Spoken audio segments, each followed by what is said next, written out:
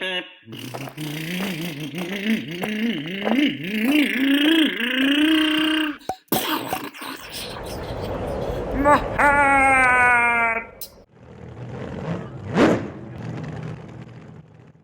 previous video, I removed the front, rear, and the center off, but just in case you missed it. So in order to access the center, what you have to do is you have to remove the top brace, and the way that you do it is there's a screw with a nut here in the rear, so go ahead and remove that. You're going to need a 5.5 and a 2mm driver. Remove these 4 screws and then remove the 5 over here. The brace will pop off, and then you go to the bottom, and from the bottom you'll access 1, 2, 3, 4. Those 4 screws correspond to these. That will break free the motor mount as well as the rest of the transmission case. So now we're going to look at this, and this, once you remove this, this will actually just come out, and then this should pop out. There we go. And we have our bearings here, and it looks like he melted the case. So alright, and destroyed the bearing. So this is what happens when you overpower stuff. So let me just show you, this I'm going to have to wait for the parts, so I'm going to just kind of reassemble it with this, and then once I get the parts, I don't have this case in stock. So we're going to have to look at that. But here we go. So this is the bearing. Sorry about that. It's not the first time. This is hilarious. But yeah, it's missing some little balls in there. So we have the case here, and this would just separate. Now, this would require rebuilding, so I'm going to do that. Now, one of the things to note is you have a bearing here and a bearing here. Here's the other bearing right in here. And if you're going to replace one, just replace the other, so replace the 2 of them. Now this should just pop out. So if you grab a driver and just place it here, it should pop out. We may need some help. I think we're going to need help. Let's go ahead and do this. And I'll let it sit there for a while. And I'll start off with this other one. So here we're going to have 4 screws, and these 4 screws, this is going to open everything in the differential. Now, these are surprisingly small, meaning they're 1.5. This is the first time I see a 1.5 on something this size. But let's see. I'm guessing the differential gears must be massive. Or is it 1.5? No, Tekin uses a 2mm driver, and it uses 3mm screws. No, I think these look like 2.5s. That's probably what it is. But here we go. So we'll remove the 4th one, and then we'll see what the internals look like.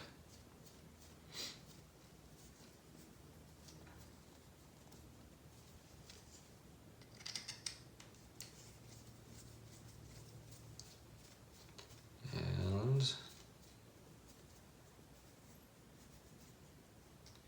there we go. And once you remove those 4, this should pop out. So this is the gear. That's how you replace the spur gear. Now, spur gear I do have, which is right here. So this is just an easy replacement. My concern though is the fluid inside. So for the fluid inside, let me just wipe this. I don't want to get dirt inside. Now chances are if you melted the bearings, the fluid probably needs to be replaced. So I will do that after, and then I'll check everything inside, make sure it's fine. But, oh, it's just, man, is that supposed to be grease or diff fluid? Whatever it is, it's disgusting and it's cooked. So I'm gonna have to go ahead and do a thorough cleaning of this. So right now I'm just gonna take everything apart, and then I'll clean it thoroughly afterwards and put fresh oil on there. So I'm just gonna set this like this, And in here, I'm just gonna grab my pick and I'm gonna stick it in here and I'm gonna pull the gears out of there. If this was grease, this is cooked, completely cooked. If this is oil, it's completely cooked. So either way. Now for the gear inside, you're just going to have to sort of pry out little by little. It's held on, actually it's not even held on, it's just sitting there. It just kind of sits there. Wow, this one's kind of hard to get out. There we go. Let's go ahead and grab it there. So all I'm doing is pulling it out and then accidentally pushing it back in. Don't want to stick my hand under it because it's so dirty.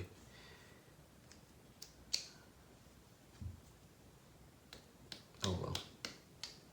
There it is. Ah, great. All right. Well, good thing for washing machines. There's the gear, so that's all you do. So if you look at the gear, it just has these little grooves here. That's where a pin goes. So there's a pin that goes there.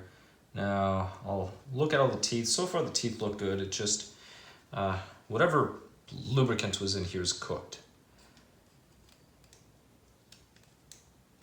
And there it goes. So I'm gonna go ahead and grab my pliers so I can remove that. These are stuck.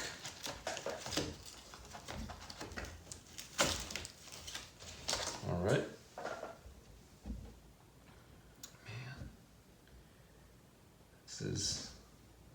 This is,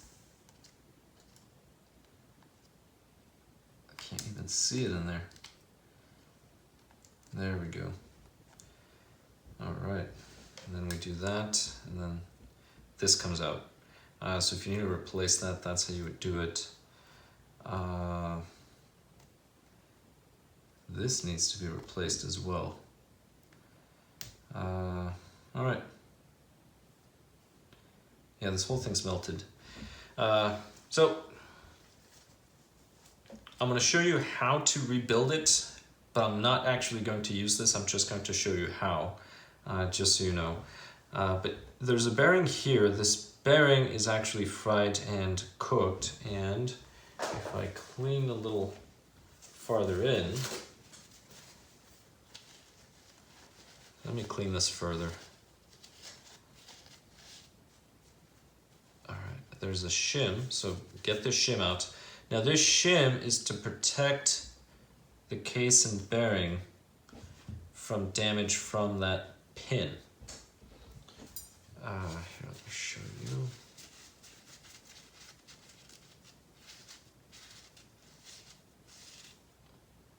All right. So that's what it looks like inside. Actually, that doesn't look too bad. It's the outside. It's this over here. But like I said, I will just kind of assemble it to show you, so I'll go through the process. But then I'm gonna have to get a new one and then just redo the whole thing. But you know, it's just to show you. I'll reuse this stuff. But we'll see. So let me go ahead and clean everything, and then once everything is clean, I'll assemble everything for you.